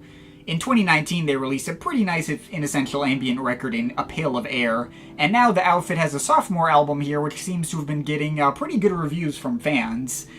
And I turned out to have somewhat mixed feelings on it myself. In one breath, it does address my biggest issue with the first Chocolate Hills album, feeling a bit too generic by ambient music standards. Yarns from the Chocolate Triangle adds in a fair bit more variety in the way of some milder grooves, taking from ambient techno and dub reggae and even a bit of drum and bass. But while this is also nice and all, I couldn't help but come out of it feeling like this is kinda just a mellower and less memorable take on the same kinds of sounds that the Orb have been exploring on their most recent main albums like Prism and Abolition of the Royal Familia. It's certainly more their own thing, more easily recognizable as an Orb side project with more of that trademark goofy Orb personality, but I don't know, it strikes me more as a lateral move than an improvement in any particular way. It certainly has lots of really nice standout moments, and unquestionably more standouts than the last album had. A Pail of Air really only had its 22-minute closer that I can remember sticking out to me, but this has a bunch of cool cuts, like the especially peaceful and open, dreamy opener Leaving Plymouth, which combines its deeper pianos and synths and dub grooves with some humming samples at the end that complement it well. Tracks which focus on their deeper dub techno-influenced grooves like Ace, and especially Cracking Kraken, that are especially satisfying. The one drum and bass influence cut center of the triangle was a nice touch, and The Barn is one of the few moments where people comparing the Orb to Pink Floyd actually seems apt. The mildly folksier mix of acoustic guitar and piano on that track does actually give me some peak period Wish You Were Here era Floyd vibes in the best way. But not every track is as big a winner as these cuts. While I generally liked the retro synth build-ups on Closer Home, the first of the last, I thought the tune and groove behind it wasn't quite as satisfying as some others. There's an interlude Mermaids that doesn't really add anything, and honestly kind of more tedious cut Encompass I fell in love with, which doesn't introduce any new interesting ideas and lets its vocal samples get in the way of the vibe. And the second track, Sargosa Wells, almost could have worked in like a Sounds from the Ground type chill-out vein until the track kinda got ruined for me by that sample right near the end about doing a bag of blow. Is it just me, or am I actually starting to get a little sick of Dr. Alex's random voice snippet interjections? Compared to projects like The Dream or even No Sounds Are Out of Bounds, where the snippets always felt so unpredictable and diverse and imaginative and added to the wild and crazy effects the albums were going for, now it feels like he's kind of getting complacent with them and picking out snippets that feel too obvious and on the nose, generically talking about drugs and space and stuff in a way that comes off in the same way as like corny dad jokes. Something's just not the same. It's starting to do more to distract from the vibes than add to them. I mean, I don't know. There's definitely enough to enjoy in Yarns from the Chocolate Triangle for the usual Orb fans to be satisfied. I certainly thought it was a decent enough outing and hardly the worst I've heard out of random Orb offshoots or even main Orb albums. It's about equally as good as the first Chocolate Hills album, but I don't see myself keeping it around, and I can't mark it as something you absolutely need to go out of your way for unless you're as deeply invested in the Orb as I am. So, yeah, strong 6.7 out of 10. Next up from João, Orecchia, and Sickerman, Parallax.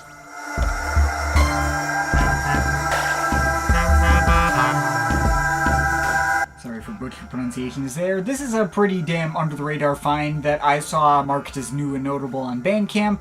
The collaboration between two producers who co-managed a Blank Records label, all one word, Blank Records. I believe this is their third album working together, although they've put out a decent amount of solo work on their own, none of which I've actually heard. Sickerman, aka Tobias Vitake, sorry again, he handles electronics and electric cello, while Orecchia performs with a bass clarinet as well as additional modular synth work.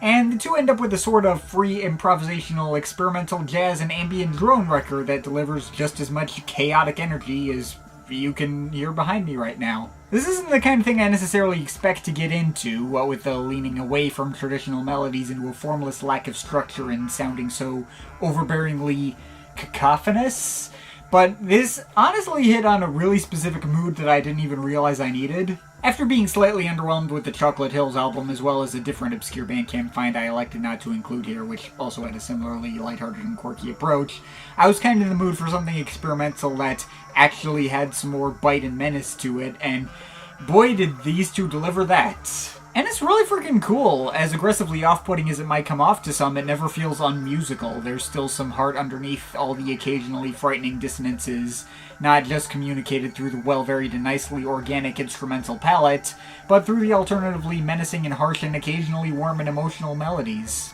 Sure, you can get tracks like Blue Empathy or Restless Sea, which sound like complete chaos with intense, densely layered drones full of strange synth passages and off-the-wall clarinet performances, or a track like No Arrival Part 2, which gives me the same vibe through its layers of strings as watching tree trimming and people using power tools from a distance. But there are tracks which have a more rhythmic approach, like Trash Can Do and The Trojan Horse, which add some more visceral pulse to their mixes, or interludes which attempt a more stripped-back sound like Short One. That one just sounds like a regular old modern classical string piece that isn't actually off-putting at all, even if the other interludes are a fair bit more sour. And the album technically bookends itself with two of the more easily accessible pieces. The best track here is the opener, A Flowing Blow, which has all its instruments synchronizing together in a more stomping and jazzy arrangement that, while certainly containing enough off-the-wall chaotic energy to still be a fitting tone setter for what you're getting into, does really nail its psychedelic groove and bass lines. And even though The Sun Disappeared This Morning is technically a tacked-on Bandcamp exclusive bonus track, I think it actually works better as a closer than Restless Sea, which felt more like an epic climax point.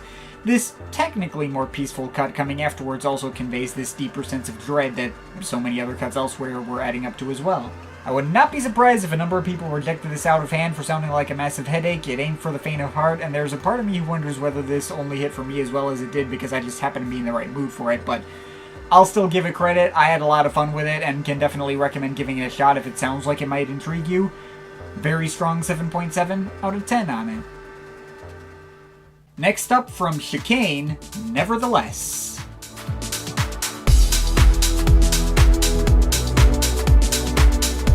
Getting back to more mainstream stuff, back in 2021, commercial trance mainstay Chicane put out an album called Everything We Had to Leave Behind, which I thought was way better than it had any right to be. Easily his strongest set of tunes since his Behind the Sun album over 20 years prior. So when a commenter let me know that he had another album, I was mildly interested in seeing whether he could keep up the momentum that project gave him. And while I didn't think this was quite as good as his last album, it's got a lot of the same appeal. As far as this chill blend of modern commercial trance and house goes, this is pretty enjoyable once again. There's nothing all that texturally notable about it. I was a little worried by the first two tracks that I was getting into something a lot more generic. But by the time the thicker house grooves of All This Time Alone came in, I was hooked a fair bit more. I'm also not huge on the harmonized vocals that appear through most of the tracks. They feel very nasally and are the worst part of any cut they appear on. But they're typically pretty low mixed, and the grooves underneath them are typically more than enough to make up for them. Be it more standard trance and house cuts like Lou Be Lou or Where This Whole Thing Began or Let the Universe Surround You, the latter being my favorite of those since it has a different and better singer in Hannah Finson. There's also a surprising amount of breakbeat cuts sprinkled throughout, like The Belief or Hioping. The latter, I think, is a new take on an old track of his from his 1,000 Mile Stare album, but I think I like this version more. The breakbeats give it more muscle. But the best cut here had to be Summer in E Major, a straightforward trance cut that gets the majority of its power by sampling the chord progression from The Verve's Bittersweet Symphony. Love that track, and it plays really well into this new context. Is this album anything you need to go out of your way for? Probably not. But it's one of his stronger efforts. Doesn't really have any particular missteps. If this genre happens to be your thing, you'll get a very nice and pleasant listen. I'm overall feeling a solid 7 out of 10 on it. Next up from Lorenzo, Bianchi, Hoesch, Another Option.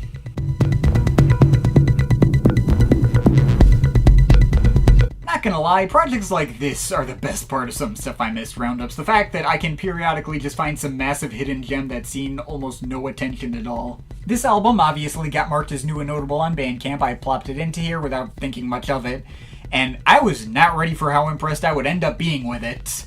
Lorenzo Bianchi Hoesch is an experimental sound artist from France, interested in all sorts of things from electronics and synths and deconstructing music to composing for theater and dance. Although if I had to describe his sound on this album, it'd be somewhere along the lines of dark, glitchy IDM and micro sound with a hard-hitting techno flavor. The closest match I could think of was maybe Ryoji Ikeda post-Dataplex, combined with the dramatic heaviness of mid-2010s Clark. But even that doesn't feel like it's quite doing it justice. There's only 5 tracks on the album, but with one exception, they're all very lengthy, 8 minutes, 12 minutes, culminating in a 23-minute track. And for all but a different one exception, these tracks are very much going out of their way to be super visceral and bombastic and epic, as their lengths might imply. The 12-minute opener session hits you right away with all these tactile, minimal percussion blends and tribal bass rhythms underscoring everything. All the ingredients going into them seem very small and granular, but the overall feel of the track feels really huge. And there's a lot of progression and evolution as those 12 minutes go on. Melodic pads coming and going, rhythms and textures shifting and changing. There's a constant sense of movement, and you can't help but headbang along with the whole thing from how hard the underlying groove is going the whole time. But if you thought that track was exciting, Fight the Real Enemy ups the stakes even further, a significantly more raw and aggressive electro-industrial banger with just as much granular glitchy detail going into its mixes, but with way more harsh, crashing metallic sound design and occasional voice snippets shouting the title, as if some kind of unspoken call to revolution. That track is the exception to the epic lengths of the album's other tracks. That one's only 4.5 minutes, but it still feels pretty epic. Meanwhile, the title track is an epic-looking 12 minutes, but goes for a completely different approach to everything else on the project. A hyper-minimalistic ambient piece with very light plinking notes echoing into the distance and subtly evolving drones and pads. It's almost like a delicate lullaby. It has absolutely none of the adrenaline-pumping forward momentum of the rest of the project, and admittedly brings the pacing down to a screeching halt, the exception to the album's darker epicness. But honestly, it's pretty welcome anyway, as this serene breather in the middle certainly proves Hoesch's versatility, as well as still progressing more than enough to actually justify the length. My favorite track out of all 5 is the next one, Upper East Side, which has the wildest progression of any track over its 8 minutes, starting out carrying out a more ambient approach to the title track, with some slow-moving and menacing mechanical atmosphere, introducing new melodic flares, and further increasing in density more and more to the most toweringly intense levels, and eventually blasting full speed ahead into subtly pummeling techno beats. It needs to be heard to be believed. After all this, you can bet I was hyped as hell to hear the 23-minute closer Metric Dozen. And, okay, that track admittedly doesn't introduce any new side to the album that the other 4 didn't, and doesn't progress in as cool a way as Session or Upper East Side did. Kinda trails off a tiny bit in the second half.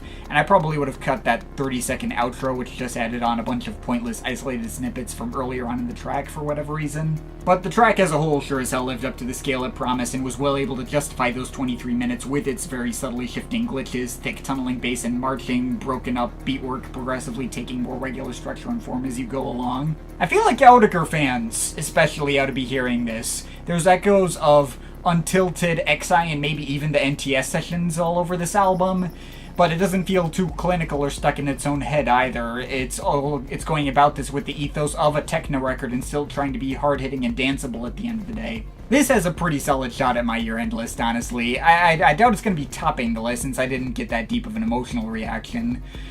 It wasn't an album that made me feel things besides respect for how much care and detail went into it and how tightly controlled all the structuring is, as well as the visceral damn this goes hard reaction. Pretty much the exact polar opposite rationale for my enjoyment of that Leaving Laurel project mentioned earlier in this roundup. But man, for an artist with this little of a backing, this totally blindsided me. This is really something special. I'm overall feeling an 8.5 out of 10 on this. Next up from Salami Rose Joe Lewis, Acousmaticoi.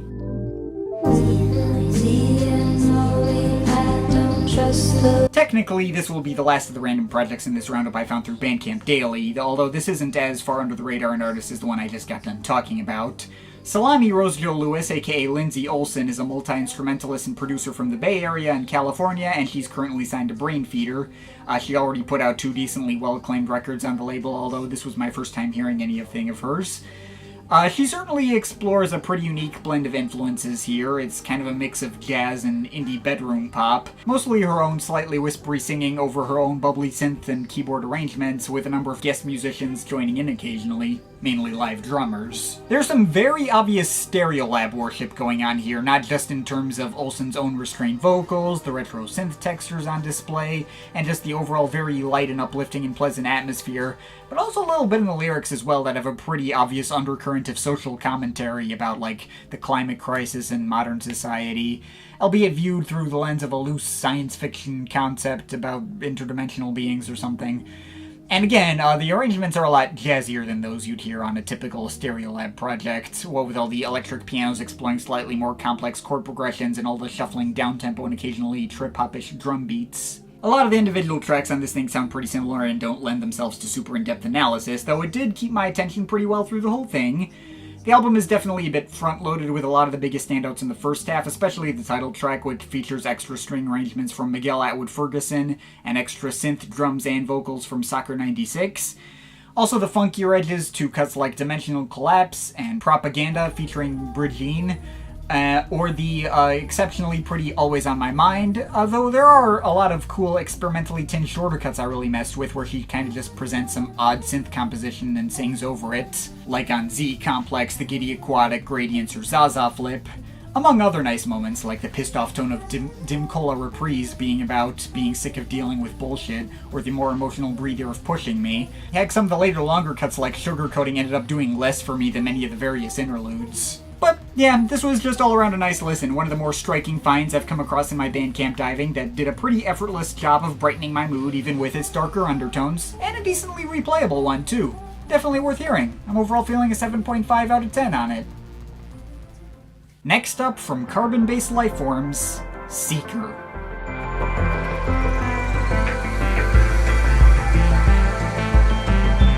Next up, let's fall back on some big recognizable mainstays we should hopefully all know, and who should be back but none other than the epic liquid ambient legends themselves, Carbon-Based Lifeforms.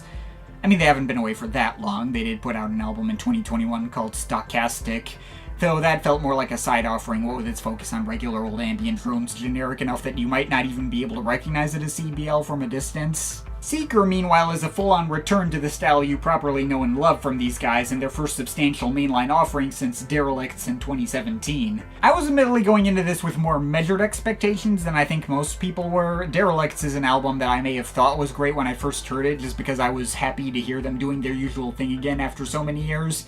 But I haven't felt compelled to come back to it a single time since 2017 ended and barely found any of it memorable aside from some occasional turns for a more post-rocky direction. The good news is that this latest album does feel markedly more memorable and better varied than that project was, an all-around solid return to form that I feel like I'd be more likely to come back to than anything the duo's put out since breaking off Ultime.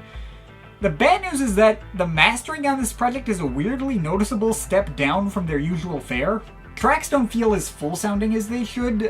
For example, early on, we run into a two-parter track called Bloom, which I just couldn't really fully get on board for. Part 2 because it was just an empty ambient piece that added nothing, but Part 1 missed the mark because of how unnaturally quiet the drum sounded. It could deliver some nice cloudy ambience at first, but when it builds up more at the end, the percussion feels mixed way too low and doesn't have the punch and weight it feels like it's trying to go for. Which especially doesn't feel excusable with other tracks on the album like Nucleator that are able to make the drums sound good and hard-hitting to match the mixes they're designed for. And, I mean, similar feelings on Fun, a more minimal down-tempo track that had some nice electric bass, but the mix behind it felt oddly weak and underbaked. On the other hand, there is plenty of greatness scattered throughout the project. The title track is a slow-building and stomping chill epic of the same quality as the stuff they were doing in the 2000s. I mentioned the more rhythmic and driving drumming of Nucleator, but also gotta give shouts to the hard-hitting dubstep approach to Departed, and the acid-tinged drum and bass closer And On, which made for a surprisingly striking direction I wasn't expecting but went over really well. There's predictably immersive emotional ambience on cuts like Starfish and Gone, which are aided by some really nice background vocals. Also Sync 2N, which is an evolving drone piece that kind of meanders on a bit much for its own good, but at least sounds better than earlier cuts on the album. And there's also the track Rhymeden 3000, which is the most these guys have ever just straight up sounded like M83, between the way more sentimental major key tone of the melodies and the big shoegaze guitar build-ups.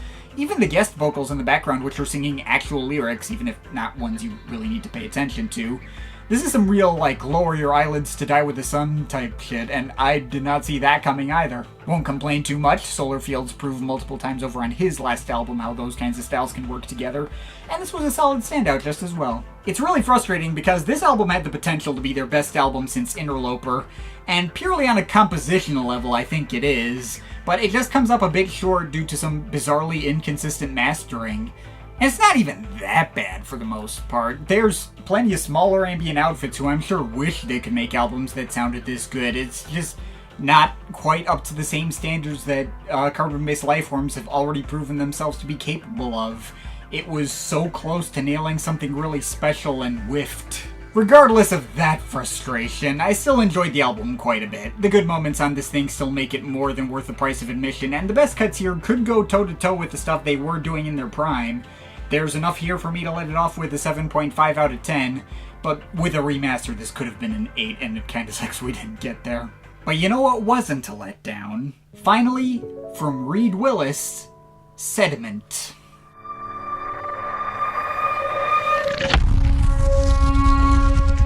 Now, to close things out on a less conflicted note, boy was I specifically hyped to get to this one. A few years back, Reed Willis really impressed me with his Mother Of album, which came out in 2020, although I didn't hear it until the following year. It didn't really hit me on first listen and required me to sit with it for a while to really grow on me, but its dark and cinematic mix of brutal, intense IDM and grand orchestral flares wasn't quite like anything else out there. Some impressive as hell work. So when I saw he had a new album to follow it up, you can bet I was ready to hear what he might have in store this time around, even if I figured this probably also might need a bit of time to marinate properly, what with how cerebral his last album low-key ended up being. At least I knew the scale of what I was getting myself into this time. And truth be told, after sitting with this for a bit, I was going back and forth whether or not I wanted to make a proper video on this album. It certainly has more than enough substance for me to cover in that way all on its own. Though that would be more work, I got a little lazy. Also, with a lesser known name like him, I felt more people are likely to come across this here than they would be if I did a solo review. Maybe. But anyway, let it be known that out of all 30 projects I've covered in this roundup, this is most likely my favorite one. Just like his last album, this project is overwhelmingly dense. Every track has so much crazy attention to detail with a similar mix of aggressive IDM and orchestral elements with Titanic-sized production. Though this album is definitely trying in a marginally more subtle approach, a little more about the IDM than the orchestras, albeit with a healthy mix of both throughout. Also, markedly less dark and twisted on average, even if the darkness is hardly gone either. Now, while I'll admit Mother Of still probably has higher high points than this album does, no individual track here hit me on as deep a level as Memory Ribbons, for instance. That album did have its share of filler, could meander in spots, and occasionally even run together. It was fantastic when I was in the right mood, but if I wasn't, then it could end up a tiny bit on the tedious side. Sediment, meanwhile, has none of these issues. It's far better structured and paced as a complete whole. It's technically a longer album by about 7 minutes, but it seems to go by a lot quicker. I was not feeling the length nearly as much. Each track on here feels like it serves a specific purpose in context and has a recognizable identity. Right from the beginning you're hit with bangers of very different sounds and textures and approaches. Shoulder the Burden brings in a guest vocalist to sing lyrics, which really threw me off at first, but I eventually grew to enjoy, especially thanks to all the tribal beat work underneath. Also, it's the only track with lyrics. And it's contrasted by EOS Method, which goes for a straightforward, rival consoles-esque blocky synth approach, and goes absolutely hard with it.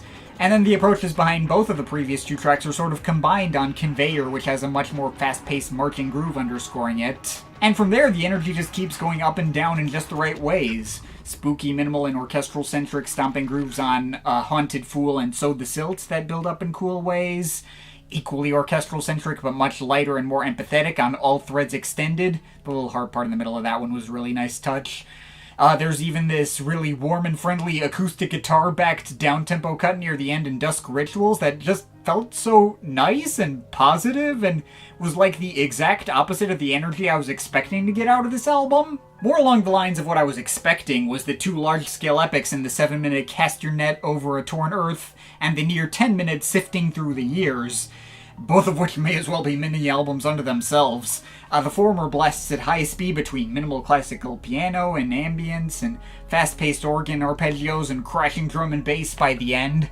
And the latter is actually a fair bit more straightforward, but certainly makes full use of its length with its shifting evolutions through more blocky synths and bouncing garage and techno grooves that keep changing but keep marching along at a steady pace. Guy's really starting to remind me of his label boss Max Cooper in the best way. But that's not even to get into the various ambient and modern classical interludes, which are scattered throughout as well and provide the perfect breathers in just the right moments.